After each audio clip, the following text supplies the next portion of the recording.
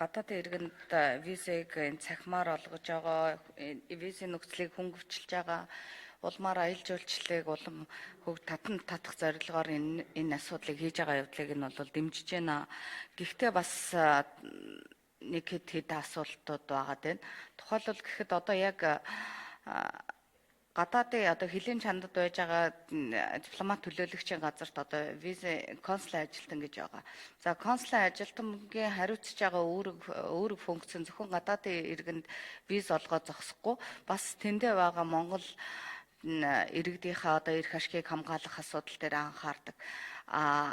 Энэ тохиолдолд одоо саяны ярьж байгаа зүйлээр үзэхээр бол ерөөсөө гадаадын яамны тэр консулын хилийн чандад сууж байгаа дипломат төлөөлөгчийн газарт сууж байгаа консулын ажилтангаасаа гадна давхар одоо гадаадын иргэд харьяатын нэг ажилтан суугаад бас визийг одоо өгөөд авах нь байна гэсэн ийм ойлголт төрөхөр байна л да энэ хуулийн одоо заалтуудаар. Энэ нь өөрөө магадгүй одоо энэ гадаад бодлого нэг цонхоор явах ёстой гэдэг одоо үндсэн зарчимтайгаа бас нийцэхгүй байгаа тохиолдлууд нөхцөл байдал харагдаад байна. Энүүн дээр бас анхаарахгүй болмооргүй байна. Нэгдүгээр асуудал. За хоёрдугаар асуудал бол одоо манай монголчин өөрөө бол нэг иргэншилтэй ийм хуультай. Тэгэхээр одоо гадаад хүнтэй гэр бүл болчихсон ийм байгаа улсууд нь бас ингээд виз авахд маш их хүндрэлүүд үүсдэг. Магадгүй Монголдоо ирчээд ингээд 30 хоног байчаад тэрүүнийгээ сунгуулах асуудал төр хүртэл ингээд хүндрэлүүд үүсээд байдаг. Энэ маань өөрөө явж үндсэндээ бол өссөн үсээгүй тэр хүн бол Монгол илэгтэй хэдийгээр гадаад хүнтэй суусан ч гэсэн ерөөсөө л бас ингээд Монголдоо байж авах хугацаанд энэ виза дахин сунгуулах гэх мэтийн зүйл дээр бол ингээд хүндрэлүүд үүсээд байдаг. Энийг одоо Монгол иргэншлээ одоо солиулсан тийм улсуудад арай жахан өөрөөр хандах нөхцөл боломж олцоо ер нь хэр байд юм бэ гэдэг хоёр дахь асуудал байж байна.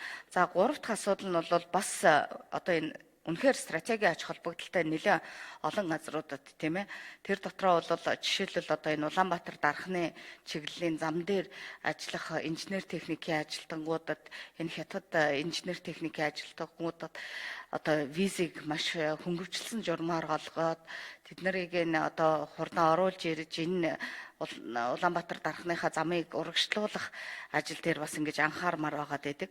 Тэрүүн дээр ер нь ямар бодлого барьж байгаа вэ? Гэхдээ энэ бол зөвхөн ганцхан Улаанбаатар дархны зам төдийгүй ерөөсөө л нийт одоо энэ стратегийн ач холбогдолтой олон газрууд дээр төрөвчлсөн журмаар гадаадын иргэнд энэ визийг олгуулах асуудлыг нь хэрхэн яаж одоо хөнгөвчлж байгаа вэ гэсэн асуултууд байгаад байна.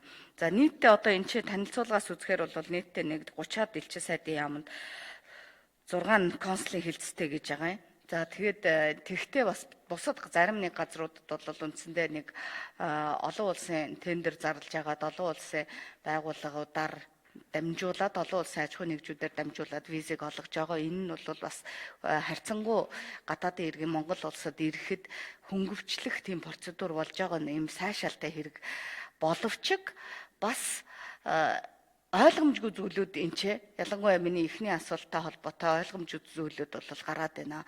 Ерөнхийдөө бол гадаад бодлого яг нэг цонхоор байх ёстой гэдэг зарчимтайгаа ер нь наадах чи хэр их уялдж байгаа юм бэ гэдэг асуулт байна.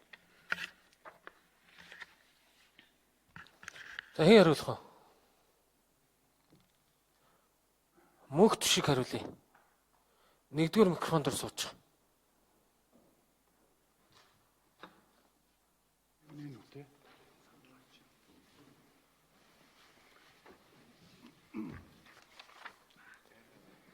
Мөнх шиг сая гишүүний асуултанд хариулъя. Хоёрдугаар яг одоо ямар төрлийн визийг ямар байгууллагууд ямар шат амжилттай олгож байгаа энэ заалт орсноор бид нар яаж хөнгөвчлөх гээд байгаа, яаж нэг цонхоор болох гээд байгаа ингээд гишүүд сая чамайг орж ирэхээс өмнө бүгд асуусан.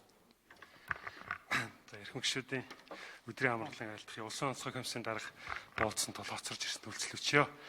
За гадаадын иргэний эргэцэн байдлын тухай хуулиар өнөөдрийн хүчин төгөлдөр хуулиар бол гадаад харилцааны яам буюу элчин сайдын яамд зөвхөн 30 хүртэл хоногийн хүчинтэй хугацаатай визийг олгож байгаа.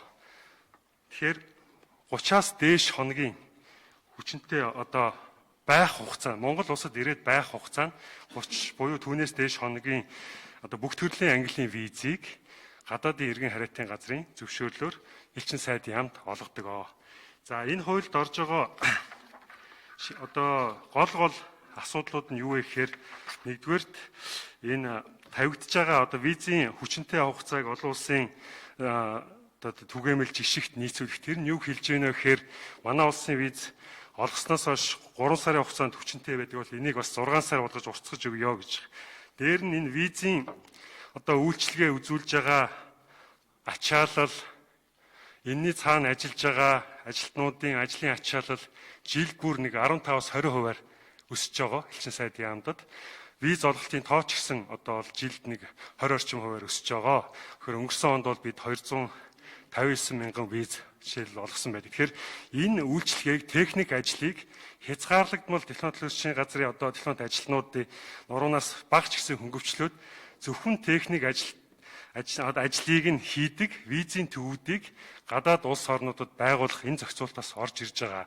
Энэ бол олон улсын одоо жишгт нийцсэн одоо дэлхийн одоо 150 орчим улс одоо визийн төвлөө энэ техник ажлыг шилжүүлээд эхэлсэн байгаа. Манай улсад жишээ нь бол та бүхэн мэдж байгаа. Герман болон одоо Шенгений визүүд, солонгосын визийг бол элчин сайдын яамд өөртөө авах болсон. Визийн төвүүдээр дамжуулж авдаг болсон. Улс орнууд энэ чиглэл рүү яваад одоо дэлхийд дээр бол 1500 гаруй визийн төвд үйл ажиллагаа явуулж байгаа. Манайх туршилтын журмаар Сөүлд визийн төв ажиллуулж үзэж байгаа. Тэгэхээр энэ бол ажилтнуудын ачааллыг эрс багасгаа зөвхөн виз олгох хэсэг. Олгох тохиолдолд ямар виз олгох шийдвэрийг консулын ажилтан буюу дипломат ажилтан гаргаад тэр гаргасан шийдвэрийг цаасан дээр буюу одоо визэн дээр хэвлж буулгадаг энэ ажлыг шилжүүлэх энэ эрх зүйн боломжийг энэ хуульд тусгаж байгаа. Мөн түүнчлэн цахим виз гэдээ бас ярьж байгаа. Цахим виз бол бас олон улсын түвшинд нэлээд багсан. За ойлголоо. За ойлголоо.